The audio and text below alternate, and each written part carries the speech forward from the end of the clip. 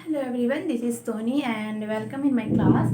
तो आज भी हम लोग आर्टिकल ही पढ़ेंगे। तो जैसे मैंने पिछली क्लास में कुछ आर्टिकल्स के बारे में बताया था ना, तो आज हम लोग आर्टिकल के बारे में पढ़ने वाले हैं, पैरल कंसंट्रेशन एंड स्टेट और कंट्री के बारे में। तो आज का जो टॉपिक है ना, उसमें हम लोग पढ़ेंगे कि कैसे जैसे कि हम लोग कंपेरिजन मतलब क्या जानते हैं ना, तुलना होना, या तो मतलब कि एक चीज़ से दूसरी चीज़ का तुलना होता है कि वो कम होता है या ज़्यादा होता है। बट आज जो हम लोग कंपेरिजन पढ़ेंगे ना, वो पैरेलल वे में पढ़ेंगे कि वो जो भी कंपेरिजन हो रहा है ना, वो पैरेलल वे में हो रहा है। मतलब कि अगर दोनों साइड ही इंक्रीजिंग हो, अगर इंक्रीजिंग हो रहा है तो दोनों तरफ इंक्रीजिंग होगा, और अगर डिक्रीजिंग हो रहा है ना तो दोनों तरफ डिक्रीजिंग होगा। यानी कि अगर कोई भी टॉपिक के बारे में हम बोल रहे हैं और अगर उसको बढ़ाना है तो वो दोनों साइड बढ़ने वाला है और दोनों साइड घटने वाला है। जैसे कि एग्जाम्पल देखिए, तो इस टॉपिक का मैंने नाम दिया है पैरेलल कंसंट्रेशन। ठीक है, तो देखिए इसमें कैसे होगा ना, जैसे कि हम बोलेंगे द हायर वी गो,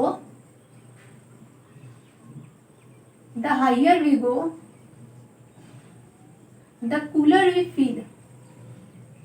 ठीक है, the higher we go the cooler we feel, मतलब कि हम जितना हायर जाएंगे, हम जितना ऊपर जाएंगे ना, हमें उतना ठंडा फील होगा। ठीक है ना, तो हम जितना ऊपर जाएंगे हमें उतना ठंडा फील होगा। कहने का मतलब है कि हायर का मतलब क्या हो गया ना, कि ऊपर की तरफ जाना, ऊंचाई की तरफ जाना। कूलर का मतलब क्या होता है ना, कि थोड़ा सा ठंडा फील होना। तो होगा ना, जब हम माउंटेन में ऊपर की ओर चढ़ते हैं तो क्या होता है ना, कि हमें वहाँ पे ज़्यादा इन्वायरमेंट कैसा मिलता है ना, कूल इन्वायरमेंट मिलता है। ठीक है ना, ऐसे एक और एग्जांपल है। तो देखिए यहाँ पे मैंने क्या देखा कि हायर मतलब भी इंक्रीजिंग हो रहा है, कूलर मतलब भी हम इंक्रीजिंग हो रहे हैं। क्यों? बढ़ने के साथ साथ हमें कूलर भी लग रहा है, फील भी हो रहा है, कूलर मतलब ठंडा फील भी हो रहा है। ठीक है, नेक्स्ट है द मोर यू प्रैक्टिस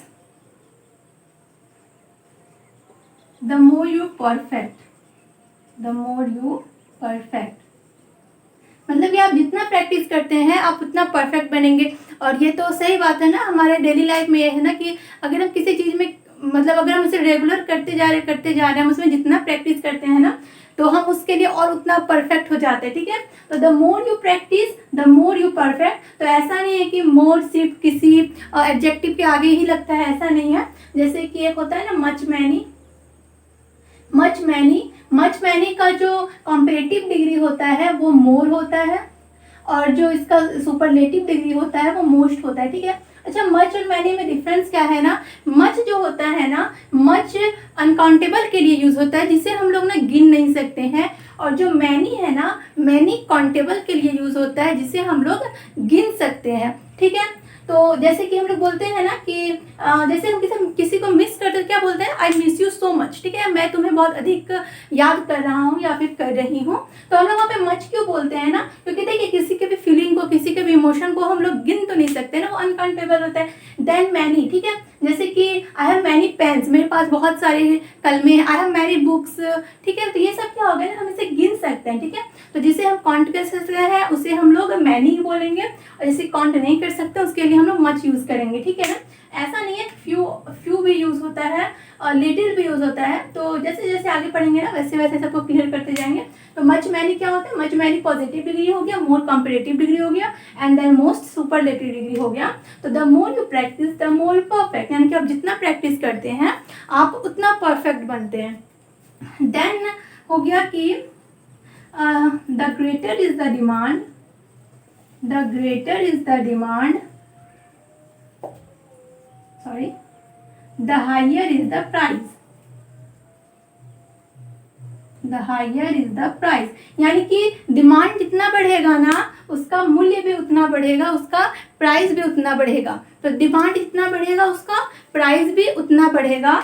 तो ये बात सही है ना, किसी भी चीज़ का अगर मतलब प्राइस डिमांड बढ़ जाता है ना, तो क्या होता है ना, उसका मूल्य भी सरकार क्या करती है ना, बढ़ा देती है, क्योंकि जो चीज़ जरूरी है उसे तो हम खरीदेंगे ना। सपोज कि अगर अभी नमक महंगा कर दिया तो क्या हम नमक का यूज़ कम कर देंगे? क्या नहीं ना, जितना हम यूज़ करते हैं उतना ही यूज़ करेंगे। बट यहाँ पे उसकी बात नहीं हो रही है, यहाँ पे बात हो रही है कि डिमांड जिस चीज़ का जितना बढ़ता है ना, उसका प्राइस भी उतना ही बढ़ेगा। ठीक है, तो दोनों तरफ क्या हो रहा है ना, डिमांड बढ़ रहा है यानी कि इंक्रीज हो रहा है, प्राइस बढ़ रहा है यानी कि इंक्रीज हो रहा है। ठीक है, तो इससे हम लोग पैरेलल कंसंट्रेशन कहते हैं। तो यहाँ पे दो बातें याद रखती है। फर्स्ट याद रखना है कि दोनों तरफ कंपैरिजन तो हो, बट कैसा हो, दोनों तरफ या तो इंक्रीजिंग होगा या फिर दोनों तरफ ही डिक्रीजिंग होगा। देन हमें क्या याद रखना है कि इस सेंटेंस के बीच में हमें किस डिग्री का यूज करना है, तो हमें हमेशा कॉम्परेटिव डिग्री का यूज करना है, ठीक है, जिसमें ईआर लगा हो, ठीक है ना। कल मैंने लास्ट क्लास में बताया था ना कि जिस वर्ड को हम लोग विदाउट ब्रेक पढ़ते हैं उसके साथ हम लोग ईआर लगाते हैं, और जिस वर्ड को ब्रेक के साथ पढ़ते हैं उसके पहले हम लोग मोर या मोस्ट लगा के superlative and comparative and superlative degree बनाते हैं। तो याद रखना है कि हमेशा वैसे सेंटेंस में ना कॉम्परेटिव डिग्री का यूज होगा। एंड देन क्या याद रखना है कि कॉम्परेटिव डिग्री के पहले हमें कौन सा आर्टिकल लगाना है, हमें द आर्टिकल लगाना है, ठीक है ना। एग्जाम में ये सब क्वेश्चन कैसे आते हैं ना, आपको ये द हटा के दिया जाएगा, ठीक है। जैसे कि दे दिया जाएगा ना कि the higher we go the cooler we feel, या फिर दे सकता है कि the higher we go cooler we feel, ऐसे भी दे सकता है। तो आपको याद रखना है फर्स्ट कि दोनों तरफ कॉम्परेटिव डिग्री होना चाहिए, सेकंड कि उसके पहले हमेशा क्या होना चाहिए, उसके पहले हमेशा द आर्टिकल होना चाहिए, ठीक है। तो ये था हमारा पैरल कंसंट्रेशन का कुछ क्वेश्चन। तो नेक्स्ट अभी हम लोग पढ़ेंगे स्टेट एंड कंट्रीज के बारे में। सॉरी वो आर्टिकल का ही टॉपिक है, मिटा दी आर्टिकल, ठीक है ना। चलिए आर्टिकल का ही टॉपिक है। तो देखिए जिस भी स्टेट या कंट्री के आगे ना रिपब्लिक लगा हो, यूनियन लगा हो और यूनाइटेड लगा हो, ठीक है, क्या क्या लगा हो, तो एक बार मेरे साथ रिपीट कीजिएगा।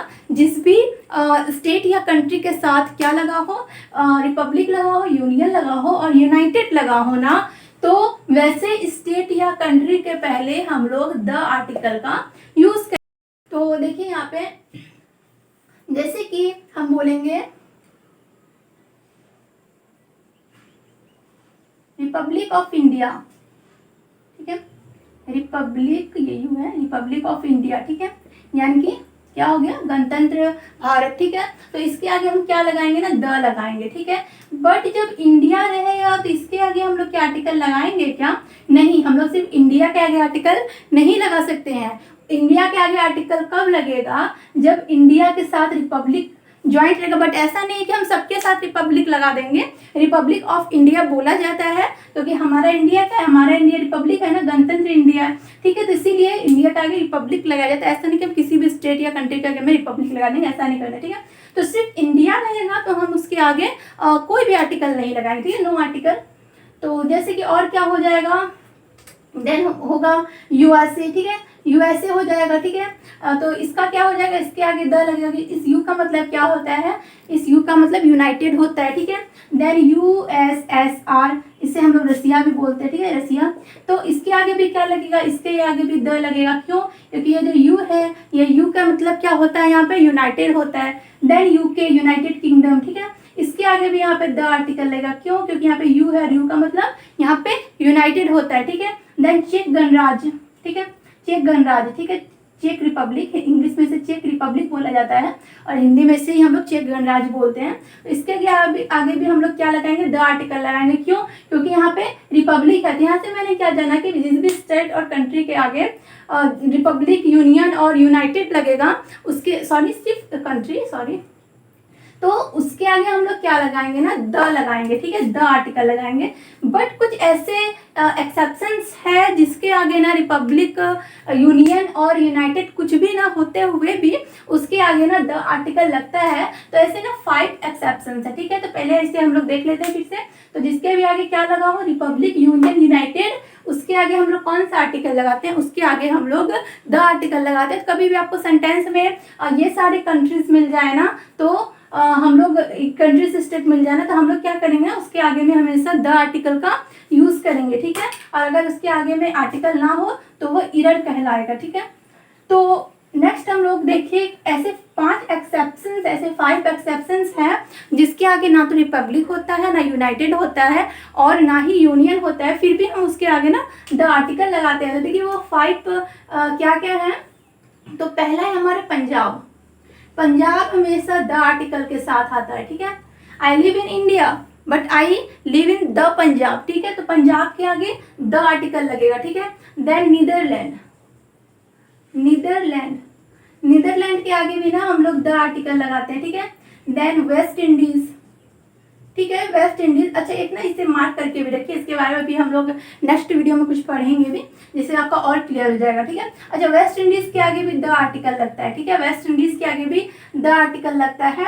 Then South Sudan, South Sudan के आगे भी द आर्टिकल लगेगा।